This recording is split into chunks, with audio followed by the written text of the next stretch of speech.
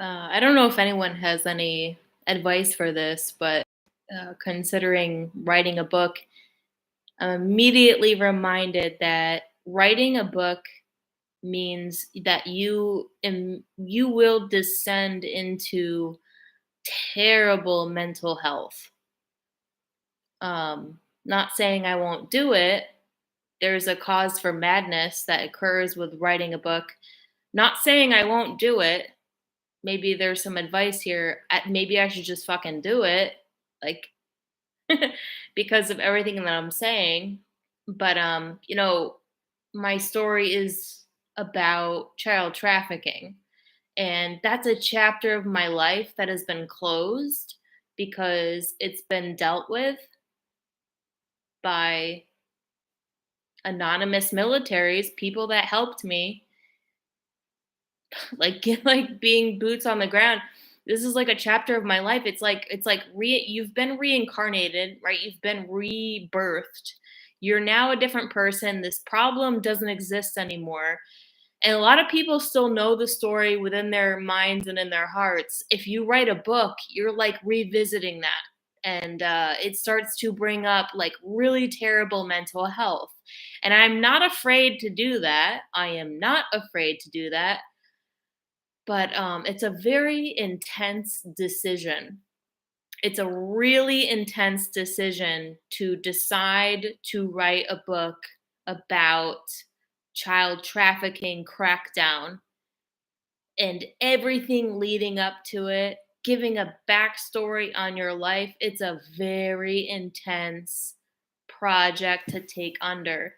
So, if anyone has any advice, I don't know, please leave in the comments. Like, let me know what you think. It's the thought of it, the conception of it is insane to me. Mostly because we're in a position now, most of us, where we just want to like live normal lives. Like we just want to be like happy people. Also, we kind of want to forget the past.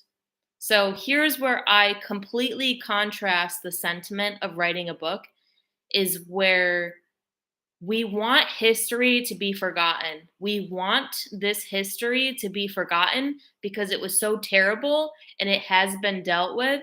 And we almost like don't want to remember it because it was so terrible. So I don't know what the answer is.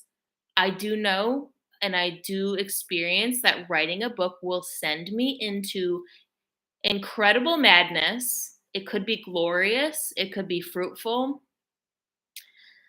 Um, Holy smokes. Agent Buried Alive, Michael made a part two when he was in prison. And I mentioned bringing out this book that he already wrote. He said he was so angry when he wrote it. When he wrote part two of Agent Buried Alive, he was so angry. So part of him doesn't even want to put it out there because he was so angry when he wrote it. So this is kind of like the battle of deciding whether to release the info, me myself, like wanting to write a book. Like, does anyone want to go back and regress? I don't know the answer. Don't know the answer. Do we want to portray ourselves as a person who is so angry? Do we have time for this? Do we want to just forget the past? Do we want to just like move forward and just be normal people? I don't know the answer.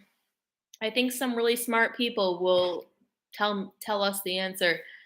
But in terms of writing a book, I'm like, I will absolutely freaking deteriorate into terrible mental health because even the thought of doing it brings me into terrible anger, revenge, victory.